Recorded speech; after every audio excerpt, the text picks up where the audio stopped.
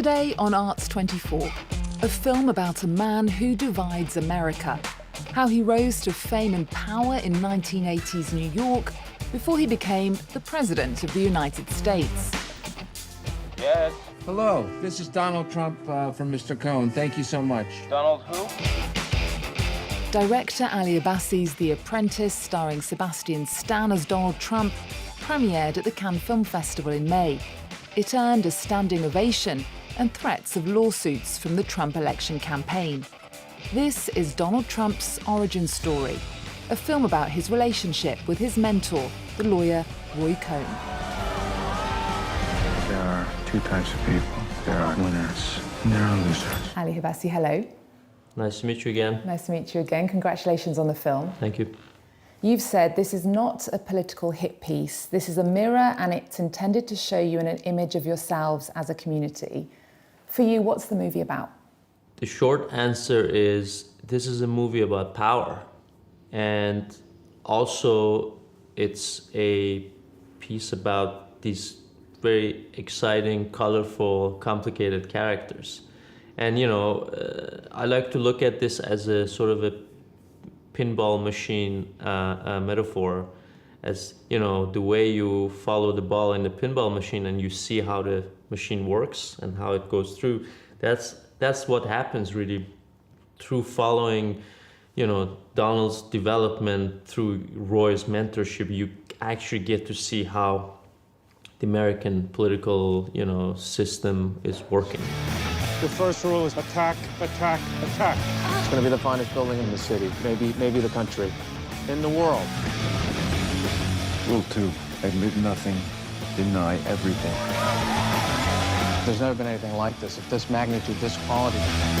Ooh, cheese balls over here. What are you doing? You want one? No, it looks totally disgusting. Cheese balls. Rule 3, no matter what happens, you claim victory and never admit defeat. And given the way that people who've gotten on the wrong side of Trump and his supporters in the past have been treated, did you have any hesitations about tackling this film and this subject? Not really, you know. I mean, my movie before Holy Spider also bothered some people in Iran. And, you know, in a way, I think my job is to hold this mirror. Whether you like what you see or not, that's really not my problem, but I can't try to manipulate the mirror to your liking. I don't think that would be honest. As you said, your last film, Holy Spider, it was about a serial killer of sex workers in Iran, and it did make you the target of the Islamic government. Did you realize what a hard sell this film about Trump was going to be in a democracy like America? No, I didn't actually, and I always thought that it was really strange that there wasn't like 10 movies about Trump, you know, because I think he you know, as a subject, as a character, he's such an interesting, you know, fascinating person, and that era is so fascinating. His relationship with Roy Cohn is so fascinating. Roy himself is fascinating. Ivana, I could do a TV show about Ivana, you know?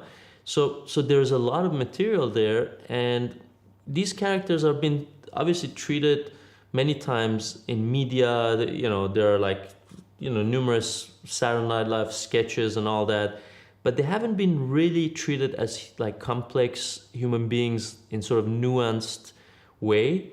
And I thought that, you know, that could be very interesting, and a lot of people would be interested, and maybe a lot of people would, you know, love to see this, and a lot of distributors would love to distribute this, and you know, and there would be like, you know, I was waiting for the big applause from the Americans, which didn't materialize yet. I mean, obviously, you know, we have had a lot of encouraging signs, and, you know, a lot of people reached out, a lot of my friends, but as of, say, the film industry, they've been extremely cautious about this in a way that I didn't, you know, expect. Roy Cohn is a crook. He's been indicted 3 times. I'm gonna let you in on a little secret. People, they hire me because I'm a winner. How do you win? In 22, I just went in on the internet and I just pulled whatever I could find of him from the time period any interviews he'd done, anything visual, anything audio. You know, I just tried to grab it, and I did read The Art of the Deal, which was really interesting because I actually found it to be much more entertaining than I thought. I actually wanted to use as little prosthetics as possible. Ali had asked me how much weight I can gain in like 2 months, so I started eating and basically everything and drinking lots of Coca-Cola. So there was that part of it. Look at yourself, you're getting ugly. Don't you forget, I made you. How did you decide then who to play the young Donald Trump? You know, Sebastian and I, we talked about this since 2019.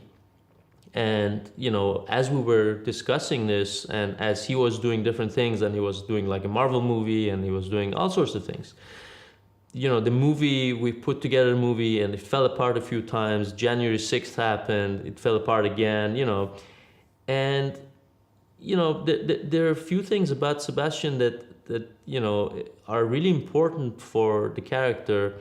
First and foremost, I think he has this uncanny ability to get under the skin of these people you might find unsympathetic or despicable or like douchebags, whatnot, and find something sympathetic about them without trying to make them likable or without trying to make them like nice people. And I think that was an extremely like a key thing to portray someone like Trump, where like a lot of people have this, you know, maybe negative preconception about. Also, I think that, you know, he has this thing which is interesting, like myself. He is an outsider, maybe not anymore, but he came to US as, you know, I think he was 12 or 13 or something like that, from Romania. And he has had this experience of coming to New York and looking at the buildings and, you know, wanting to, you know. So I think that gave him this very interesting perspective as well. And sometimes I feel like it's not me who chooses the actor, it's like the actor who chooses the part, you know. And I think that's sort of like, he had this magnetic thing with with Donald, you know. It would eventually come to him at some point. And how accurate is the film, Ali? That's a good question. There is the journalistic accuracy, and Gabe Sherman, who co-wrote the script together with me and who started originally the idea, he's a political journalist. He works for Vanity Fair, New York Magazine. He wrote a book about Roger Ailes, the founder of Fox News. So he is very much an expert on the American right, and he did rigorous research, you know, on the script for, you know, a few years before we met. And whatever I checked, at least, you know, even to the details of, like, say, the fake cufflinks that Roy got on his birthday, those are actual, you know, events. Now, does that mean that the movie is accurate or real? That's a bigger philosophical conversation, because I think the kind of accuracy I'm interested in is more in the characters and in the complexity of the characters. In the end, I think the real measure of accuracy would be how this is going to be debated out there, you know, when it has its own life. Where do you get the drive? Still so young, Donald. I got flair and I'm smart, so I think that's going to make me successful. But I also want to stay humble. Sorry, Judy. Listen, let's do the rest in person and bring a photographer, okay? Sorry, Roy. No, I mean, listen, it's your life. You got a ways to go, but you're learning. The film includes a scene where Trump rapes his wife, Ivana, and there's Right. also other scenes showing him getting liposuction and cosmetic surgery. Right. How did you decide where to draw the line between what was fair game and what was too salacious? I remember when we were working on the script and I shared with some of my friends, some of my liberal friends, they were saying you shouldn't show him as being too smart and sympathetic and you know, driven in the beginning, and like how he did some brilliant investments in real estate, because that would be like then you suck up too much to him or you make him look too good. And on the other hand, people were saying that you know, you shouldn't like, this is maybe like too salacious to show him on you know, on operation. But for me, these are all part of the same character. You know, there's the same aspect or different aspects of the same character. And again, my job is to bring you the nuance and the complexity. And that means to be sort of fair and to bring sort of the same worldview that I would bring otherwise for any other character. So for me, I'm not thinking of him, oh, President Trump is getting a liposuction. I'm thinking, here's a guy at, you know, late 40s or something. He used to be very good looking. Now he's getting fat and he's getting bald, and he is in media all the time. So of course he wants to do something about it. This is part of his psychology. This is part of his development. So I think in that way, it's, you know, I think it's absolutely fair game, yeah. Just a final question. I wanted to ask you, do you have any predictions about the upcoming election? And do you think that Kamala Harris will have changed the odds?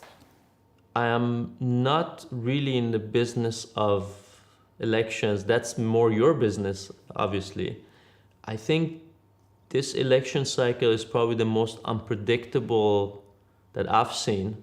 And you have, you know, the huge misinformation campaign that both sides are actually waging against each other. And you have, you know, the pent up anger and frustration, and you have the fucked up state of affairs in the world.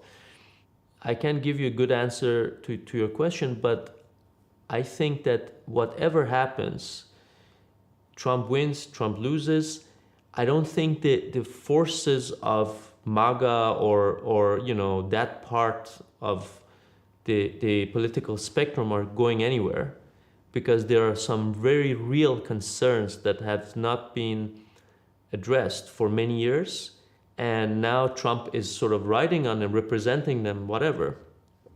And this election, next one, at some point they would come to the fore again. Okay, Ali Abbasi, thank you so much. Thank you. What if you lost your fortune today? Well, then maybe I'll run for president. I don't know. I say, if you're indicted, you're invited.